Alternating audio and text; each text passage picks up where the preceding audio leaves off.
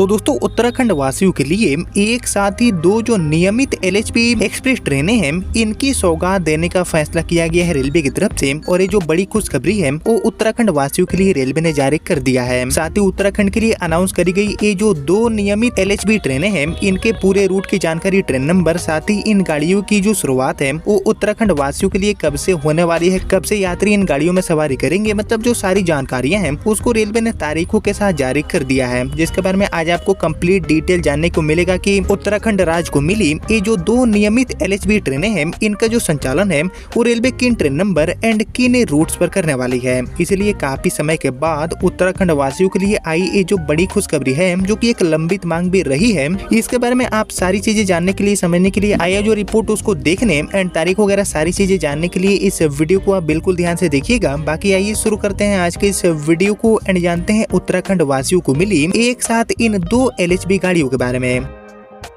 तो दोस्तों जैसे कि आपको पता होगा कि अभी के डेट में अलग अलग जो राज्य हैं उनको कई सौगातें दी जा रही है और इसी कड़ी में उत्तराखंड वासियों के भी लंबे टाइम से चली आ रही मांग को पूरा करते हुए, ध्यान में रखते हुए ये जो दो नियमित एलएचबी गाड़ियां हैं इनको शुरू करने का फैसला लिया गया है उत्तराखंड राज्य से। साथ ही इनके लिए रूट की घोषणा, साथ ही ट्रेन नंबर एंड सबसे इम्पोर्टेंट तारीखों को लेकर जो जानकारी है वो भी यहाँ पर रेलवे ने बिल्कुल साफ तरीके से बता दिया है, जिसके बारे में आइए और हम जानते हैं डिटेल में। लेकिन ये जानने से पहले आप सभी मुझे कॉमेंट करके बताइए कि उत्तराखंड राज्य से किन किन रूटों पर हमारी नई अस्थायी अमृत भारत गाड़ियों की शुरुआत होना चाहिए, अमृत भारत गाड़ियां मिलना चाहिए उत्तराखंड राज्य के लिए। इसको लेकर आप सभी का जो थॉट है, आप सभी का जो ओपिनियन है उसका मैं वेट करूंगा कमेंट सेक्शन में। बाकी फिलहाल बात करूं उत्तराखंड राज्य को मिली इन दो नियमित एलएचबी ट्रेन सेवाओं के बारे में, तो एक्चुअली इसमें से हमारी जो सबसे पहली ट्रेन है जो कि यहाँ पर उत्तराखंड को मिली है, इसका संचालन रेलवे पूरी तरह से रेगुलर तौर पर रामनगर से चंडीगढ़ तक के लिए करने वाली है। यानी कि रामनगर चंडीगढ़ एंड चंडीगढ़ से रामनगर के बीच में इस गाड़ी का आना जाना होगा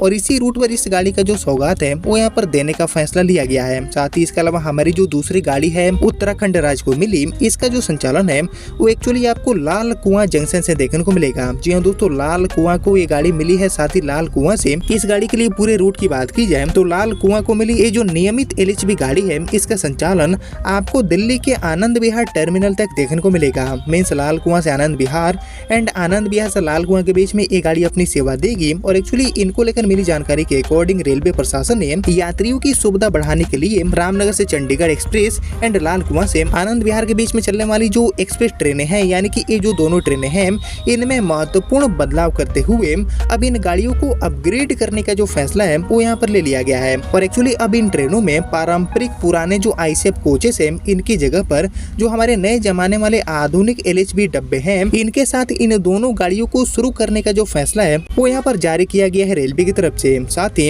एलएचबी डब्बे लगने के बाद दो जो एक्स्ट्रा जनरल कोचेस हैं इनकी भी सुविधा आपको देखने को मिलेगी, जो कि जनरल कोच वाले जितने भी यात्री हैं उनके लिए काफी एक अच्छी खबर है। और एक्चुअली वरिष्ठ मंडल वाणिज्यिक प्रबंधक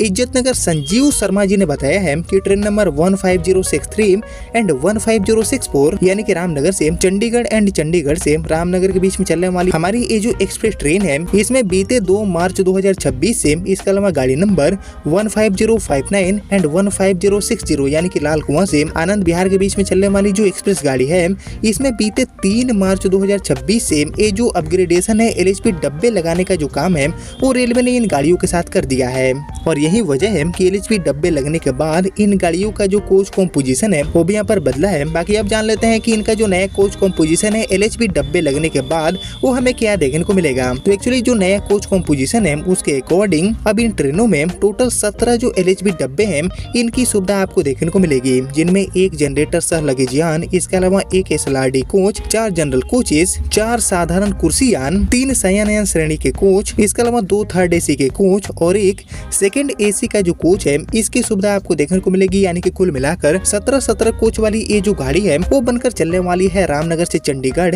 एंड लाल कुआं से आनंद विहार के बीच में। बाकी रेलवे अधिकारियों के अकॉर्डिंग पारंपरिक जो कोचेस है यानी कि पुराने जो आईसेफ कोचेस है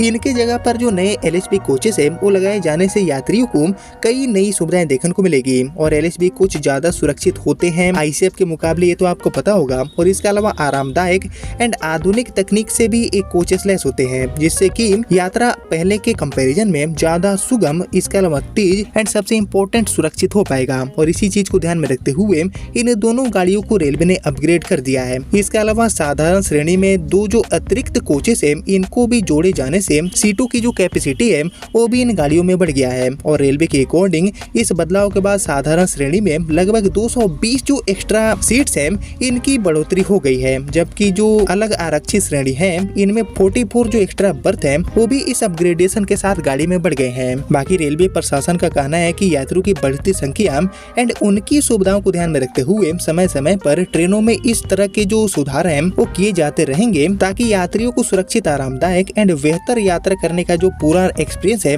वो कहीं न कहीं मिल पाए। और इसी कड़ी में उत्तराखंड राज्य के लिए काफी इंपॉर्टेंट माने जाने वाली ये जो दोनों ट्रेनें हैं जो कि बेसिकली रामनगर से चंडीगढ़ एंड लाल कुआं से आनंद विहार के बीच में यात्राओं को आसान बनाती है। मतलब कि ये जो दोनों ट्रेनें हैं जिनको काफी समय से अपग्रेड करने की मांग यात्री कर रहे थे, तो फाइनली इन गाड़ियों को रेलवे ने अपग्रेड कर दिया है। बीते 2 एंड 3 मार्च 2026 से ये जो LHB डब्बे हैं उनके साथ ये गाड़ियां शुरू हो गई है, जिनके बारे में आप सभी क्या सोचते हैं और उत्तराखंड के और किन गाड़ियों को लेकर ये अपग्रेडेशन करना काफी जरूरी है, इसके ऊपर आप सभी का जो थॉट है, आप सभी का जो ओपिनियन है उसका मैं वेट करूंगा कमेंट सेक्शन में। लेकिन फिलहाल यही थी उत्तराखंड राज्य को मिली 2 पूरी तरह से रेगुलर तौर पर LHB ट्रेन है, जिनके रिगार्डिंग आपने यहाँ तक इस वीडियो को देख लिया है तो प्लीज इस वीडियो को लाइक और ज्यादा से ज्यादा शेयर कर दीजिए। एंड मैं मिलता हूँ अब आपसे अगले वीडियो में, तब तक के लिए जय हिंद, जय भारत।